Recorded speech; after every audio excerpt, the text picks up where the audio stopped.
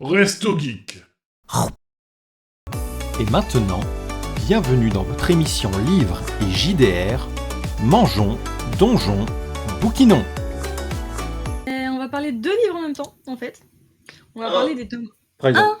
1 et 2 d'une saga qui s'appelle Dorsière, qui est une saga de romance sur la F1. Je vous montre le tome 1, pareil, je l'ai sur la liseuse, qui s'appelle Throttled. Pourquoi c'est pas Thibaut qui présente? Il y a un truc qui va pas là. C'est de la romance. Par contre, je peux lui piquer une voiture de F1 si besoin. Voilà. Voilà. Mais c'est de la... Un petit Lego. C'est de la romance de F1. Je l'imagine très très bien en train de dire « Oh là là, j'espère que Hamilton va sortir avec Verstappen. » Alors, c'est dans l'univers de la F1, mais sans nos pilotes connus. On retrouve les circuits, mais pas les pilotes. On n'est que sur des écuries imaginaires et des pilotes imaginaires. Je calme avec le yaoi. Je vais vous parler des tomes 1 et 2, parce qu'en fait, il y a une particularité, c'est que dans cette saga, on suit des personnages différents, dans le même univers, qui sont reliés entre eux. Et les tomes 1 et 2 se passent exactement dans la même période. Quand vous lisez le tome 1, on va suivre en fait Noah Slade, qui est audacieux, arrogant, héritier d'une lignée de champions de F1, et qui voue une rancune tenace à un concurrent, Santiago, qui lui a volé le titre de champion du monde. Sauf que Santiago rejoint son écurie 2 ans plus tard, donc les concurrents se retrouvent coéquipiers, vont devoir vivre ensemble, la tension est palpable, blablabla, ils essayent de rester professionnels. Mais, c'est sans compter la petite sœur de Santiago, Maya, qui va les suivre pendant toute la saison pour réaliser un vlog sur une saison de F1, comment ça se passe dans les écuries et tout.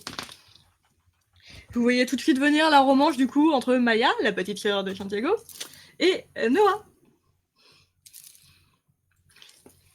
Je suis terriblement déçu par le fait que ce ne soit pas une romance entre les pilotes.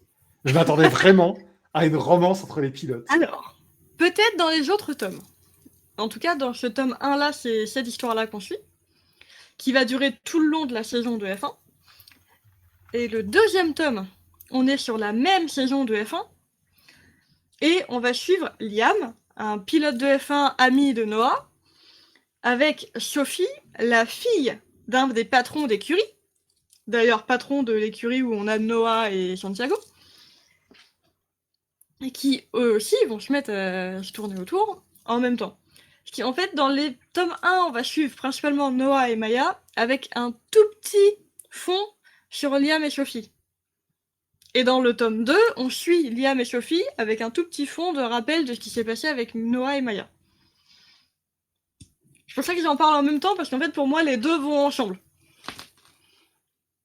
Ils font un peu comme si on avait un seul bouquin un peu séparé. Typo, oui, c'est drôle, tourner autour.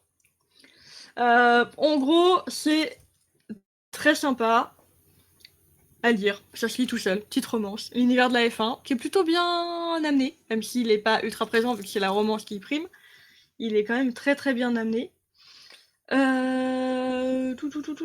On suit vraiment les vrais circuits, donc c'est plutôt bien.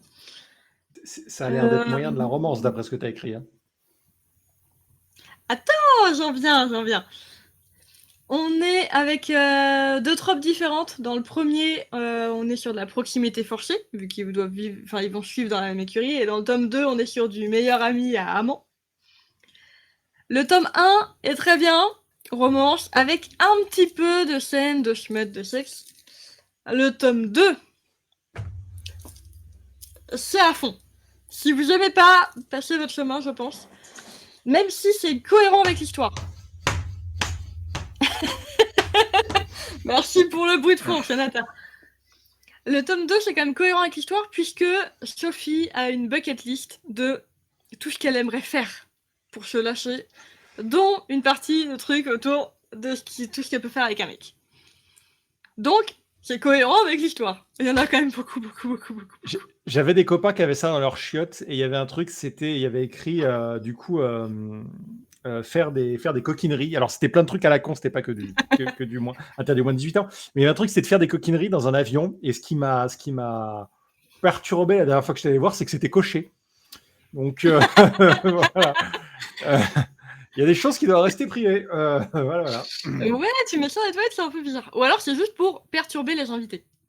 Peut-être que c'est complètement fou. Ou peut-être que leur coquinerie, c'est juste manger du Saint-Félicien ensemble, quoi, je sais pas. Bref. Si vous aimez la romance dans l'univers sportif, je vous conseille les univers autour de la F1. Ouais, romance, comme tu dis. Ceux-là sont très sympas. Vous avez une version française de romance F1 qui s'appelle Pole Position, avec un tome 2 qui s'appelle Faux Départ, si je me trompe pas, où là, la romance est entre deux pilotes. Donc, allez-y. Vous me tuez dans le chat Typo, Sonata, parce que vous êtes tous les deux de la même couleur en plus, j'arrive plus à voir qui est qui. Ah merde. Voilà. Donc, vous aimez pas les scènes de smut, passez votre chemin. Vous aimez bien, vous aimez la romance, vous aimez la F1, foncez, c'est cool. Voilà. Je pense qu'une bonne scène X, c'est bien quand il y a besoin, voilà, de montrer la proximité intime entre deux personnages. Ensuite, quand c'est Et tout que le temps, ça fait évoluer ensuite, la relation c'est un entre eux. type de littérature. Voilà. Je juge pas. J'ai été avec quelqu'un qui lisait ce genre de truc et il n'y a aucun souci. Au bout d'un moment, c'est ça. Il n'y a pas de problème. Moi, c'est pas ma cam. Probablement parce que dans la Dark Fantasy, ça tâche très vite. Bref. Yes.